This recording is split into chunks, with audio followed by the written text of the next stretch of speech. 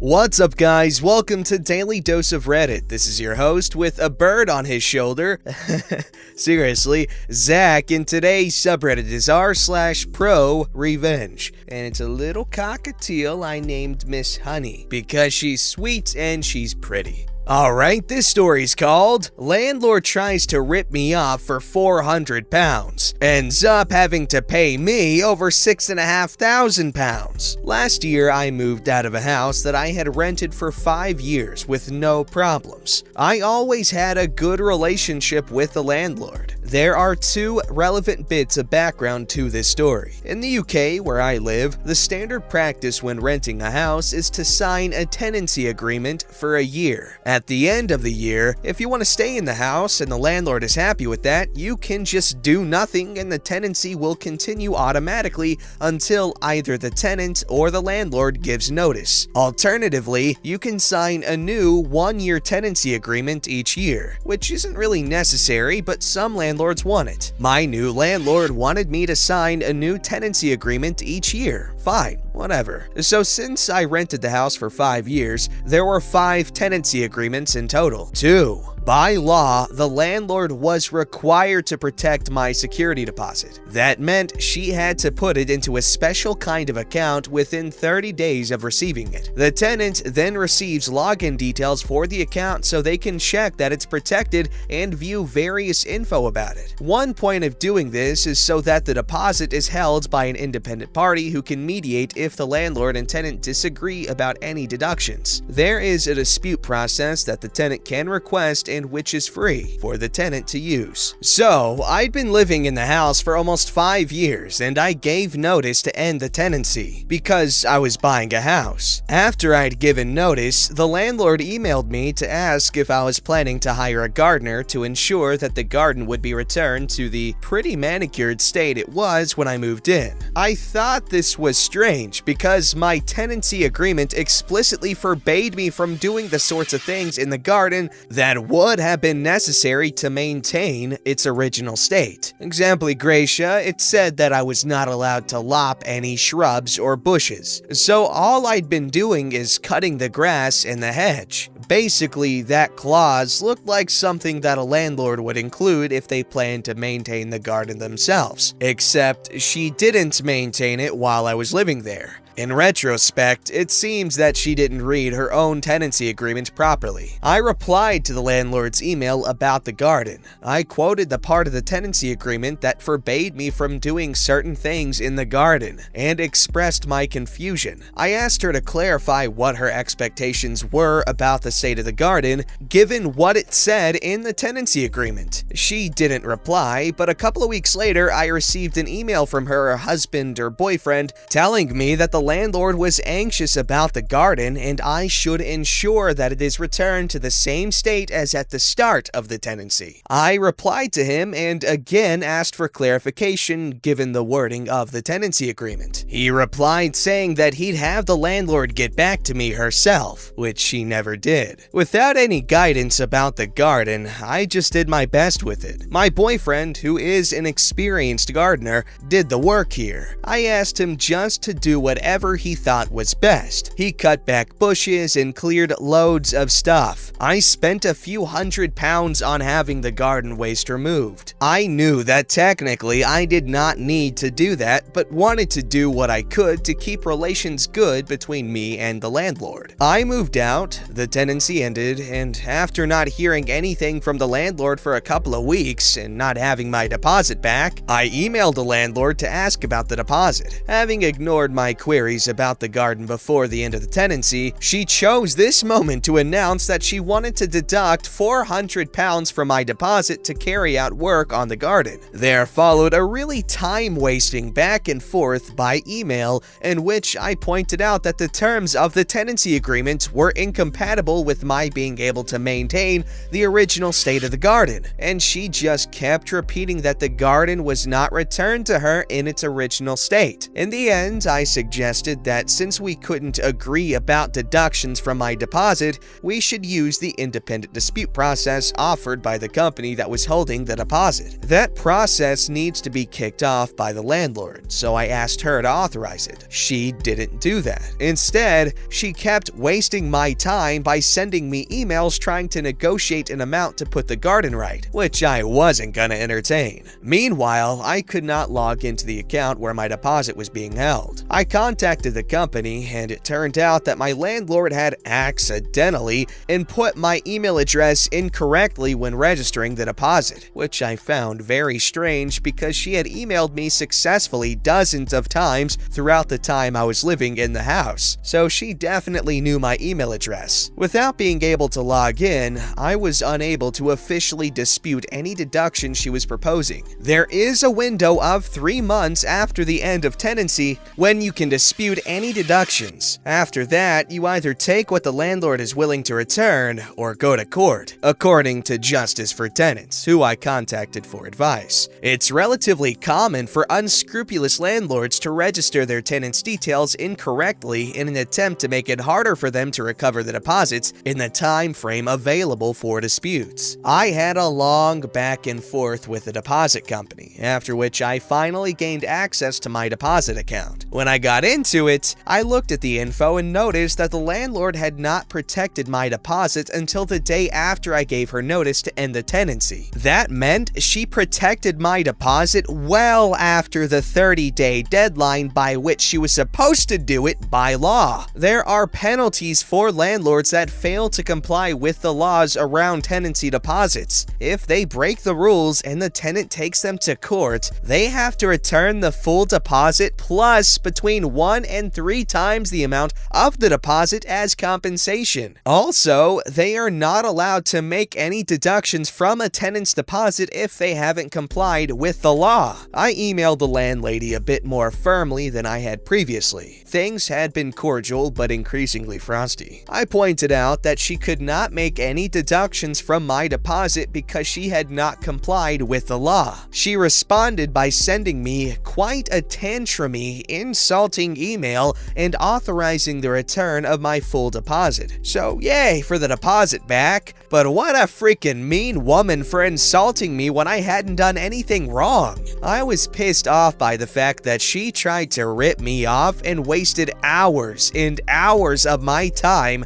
trying to sort this out. Not to mention my stress. Just seeing an email from her land in my inbox caused my stomach to flip by this point. This is when things started to get a bit more exciting. As I said above, landlords who don't comply with the law around tenancy deposits have to pay between 1 and 3 times the value of the deposit in compensation, plus return the full deposit if they get taken to court. The documentation from the tenancy deposit scheme proved that she had broken the law. I had already had my deposit back, but it was clear that if I took her to court, I would receive a minimum of that amount again. Except, of course, I didn't have just the one tenancy agreement with her. As I already mentioned, she had insisted on my signing a new tenancy agreement every year, so I'd had 5 tenancy agreements in total. I spent a few hours checking the law and going through old emails and documentation,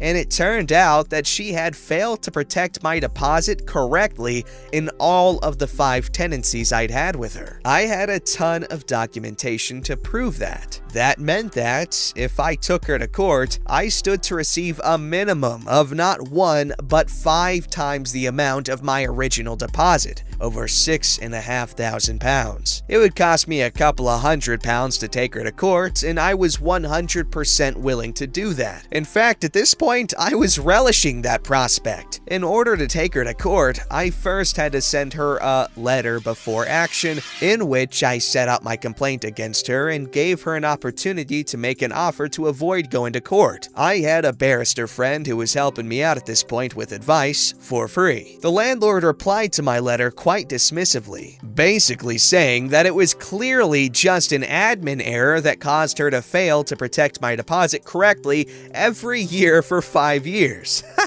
and accusing me of being motivated by a windfall. I replied by email correcting her various mistaken assumptions and repeating the need for her to make an offer in order to avoid court. After a while, she replied and offered me £4,000. I told her that the minimum I would accept was a little over $6,500. I forget the exact figure, since that was the minimum I would stand to get in court. She agreed with certain conditions attached, perhaps conditions that she thought I might not be able to fulfill. Things like sending her copies of all the documentation relating to the deposit for previous year's tenancies, but which I was able to do immediately. When the money landed in my bank account, I emailed her to explain that I would have dropped my complaint against her immediately had she at any point offered a sincere apology, which was true, at least up until that final email where she insulted me. I also said that I hoped she would deal more fairly and reasonably with future tenants. She didn't reply. I hope that I will never again be a tenant, but having spent many years being richarded around by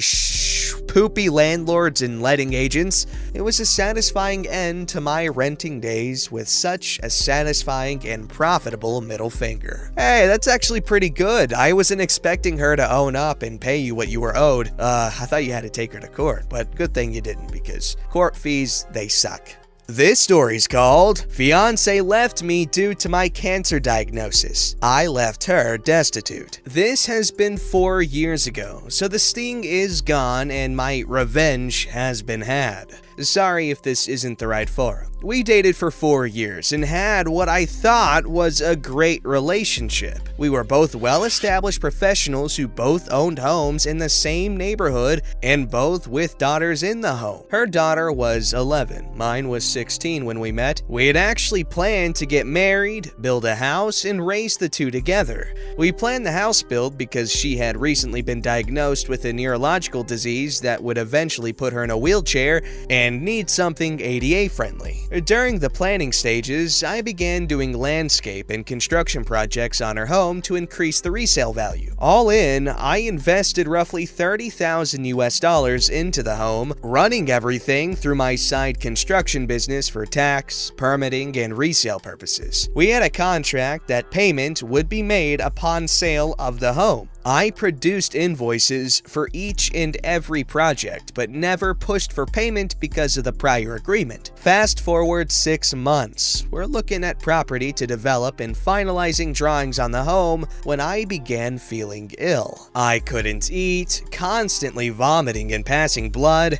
I began noticing that my abdomen looked swollen, which was odd because we were both very clean eaters and were in the gym every day. So I went to the doctors and began having tests done. During this time, she began having small cognitive issues, and the stress of her current position was exacerbating her condition. So she took a $20,000 per annum cut in pay along with a lesser position inside the company. After a month or so of different tests and a biopsy, it came back that I had a golf ball-sized tumor in my stomach and would need to begin chemotherapy. So I began chemo and radiation treatments, which made me, expectedly so, extremely ill. She was spending time helping around my place on the weekends and staying over more, to the point that they were both at my home more than theirs. At this point, I suggested that we go ahead and put one of our houses on the market and move in together until the new house was built. I have great supplemental insurance as well as a long-term illness plan,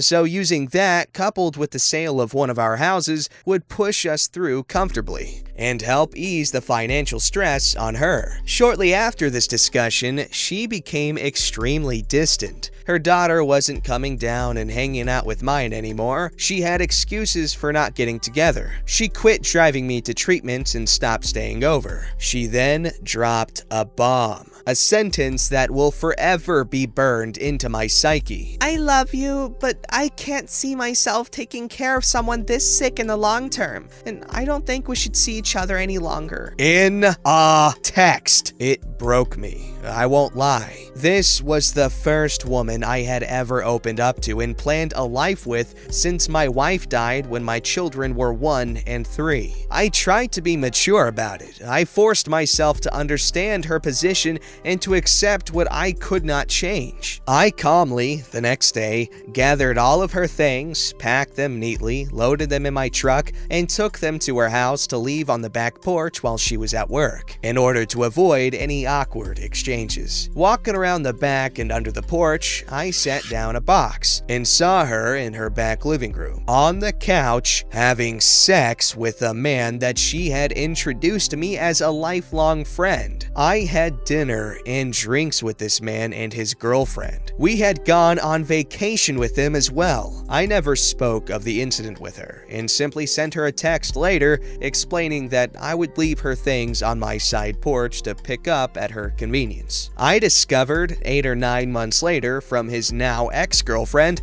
that they had broken up due to him confessing that he had been sleeping with my significant other, dating back to about the time we were finishing drawings on the new home. Now I'm pissed. Revenge time. At this point, I had finished chemo and radiation for the time being and was feeling healthier. I was going through some much neglected paperwork when I ran across the file that contained $32,680 in unpaid, long overdue invoices, which were promptly sent to my attorney to begin lien proceedings on the home. It turns out that I couldn't have done this a moment too soon because she was set to put her house on the market. Coupled with interest over the course of what was then 19 months overdue, the invoices were hefty. That, along with the agreements of settling them when the house was sold and attorney fees, left her with roughly $10,000 after the sale of the home and settling her current mortgage. She promptly had to back out of the purchase of another home and moved in with her oldest daughter, sister-in-law, and 2 grandchildren. She also had to leave her job and begin receiving disability. I ran into her a little over a year ago, and she looked as if she had aged 20 years and was in the wheelchair we had talked about. We chatted cordially but briefly, and I excused myself and went on with my day. A few days later, her daughter called me and spoke of my running into her mom, and could we hang out sometime? I gave a vague answer, thanked her for calling, and again went on with my day. The ex then called me a week or so later and began apologizing me for leaving me as she did. Again, cordial but short. I thanked her for calling and hung up. She began texting, and this went on for several weeks until one day she asked if I could ever see us rekindling what we had. To which I replied, I can't see myself taking care of someone so sick in the long term. Remember the box on your back porch? Did you think that lifelong friend brought that over to you from my house? Good luck to you. Goodbye. I sometimes feel guilt over this, but not much, and not often. You know what? Honestly, the only thing I could say that the OP here did kinda wrong was, not hanging out with her daughter, but he doesn't really have any obligation toward her. But I figured it'd be a nice thing to do. Don't punish the child for the sins of the parent, or however that phrase goes, saying whatever the hell you want to call it. But solid revenge. See, you guys both went through difficult times, more or less taking care of each other, and you stood by her, she didn't. And that must have been rough at the time. Don't forget to like, subscribe, and hit that bell to never miss an episode.